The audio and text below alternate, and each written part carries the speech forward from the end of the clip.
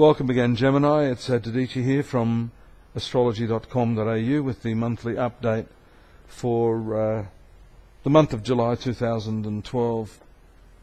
And some of that intense energy we saw in the last month or so is dissipating now for you. If you recall, we mentioned you had quite a few planets transiting through this sun sign of yours.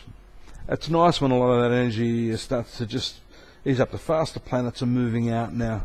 We had Mercury first and Sun, and they're now in a couple of different signs. You've still got that, I wouldn't call it congestion, it's actually quite a lucky combination of Venus, Jupiter and the South Node. Once again, we did discuss last month the fortuitous opportunities that you have just now with these three planets moving across your sun sign and the sun itself moving in your finance sector and your ruling planet moving in the third sector. This first, second, third direction of your horoscope is very strongly activated. Fourth sector has Mars there, which I mentioned to you might have been causing some trouble in your domestic sphere. That's moving out soon. That's going to really bring you into a more creative cycle.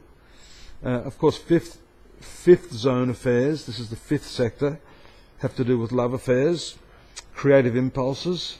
So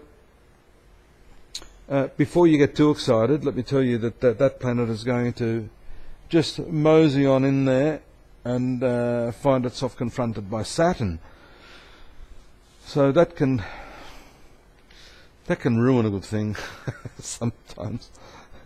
So don't be too impulsive. That action of Mars is very impulsive. It's not a friendly planet to you. You need to be really, really observant about the people you're meeting. You need to think through any promises that are given to you right now. Your ruling planet's in the third house. So you may be quick to respond or, overexcited about something that maybe is not quite what it seems. Ask the questions. And don't get too carried away in any relationships just now.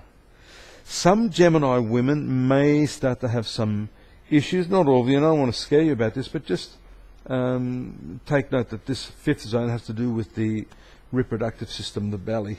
And also the fifth house is the spine. So these parts of your body might be under some sort of troublesome energies now.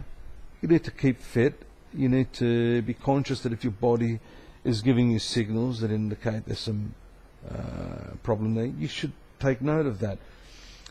The rulership of Mars for your star sign is to do with the sign of Scorpio, which is the sixth house and also the 11th house. The sixth house is your health, it's your work, could be to do with your posture. That's something actually I'm thinking about it myself right now. See, I'm feeling your plight. You need to check your posture, keep your back straight, stretch a little bit. It doesn't have to be, overdone, just a little bit of stretching to keep your muscles supple. That's important, especially during this conjunction of Mars and Saturn. Some of you, if you're single, this very, very bright moon is in your marital sector now. It's just passing over the North Node.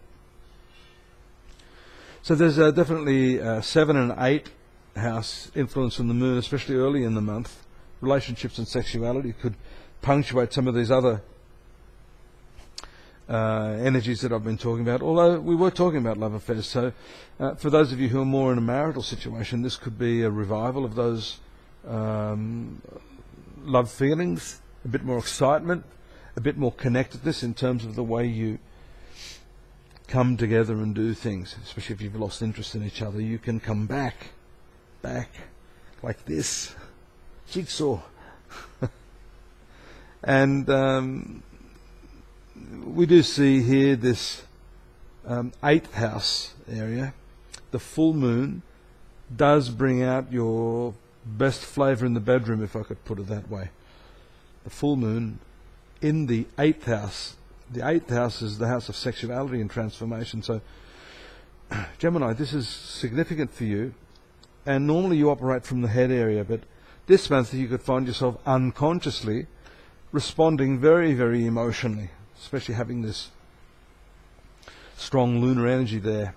Now, why will you act so emotionally? It could be to do with sexuality. It could be some discussions that touch on, deep wounds. So I could see the moon this month almost as a bit of salt on your wound. You need to be a little more thick-skinned. You mustn't retaliate or react too strongly. And if you can do that, I think you're going to learn a lot about your own deeper feelings, a lot more about the relationship. And you can use that to move your relationships forward. Not just your personal relationships, but your business relationships as well. You have some lucky breaks after the 22nd. There's a conjunction of Jupiter and Uranus at that time. My apologies, that's a sextile of Jupiter and Uranus. What that means is that they're 60 degrees apart. I really like this aspect. The sextile is a very friendly distance between two planets, and Uranus being sudden or abrupt and being in the zone of profitability and friendships just now, there could be some luck that continues to come your way. The downside of this is that you may end up having a few disputes with people, or starting to, you could be starting to see some very different attitudes emerging within the peer group. You want to change that up, you want to push things through, but sometimes that's not going to happen as quickly as you like. Full circle here, that's the frustration also that we saw in the beginning with your Mars and your Saturn.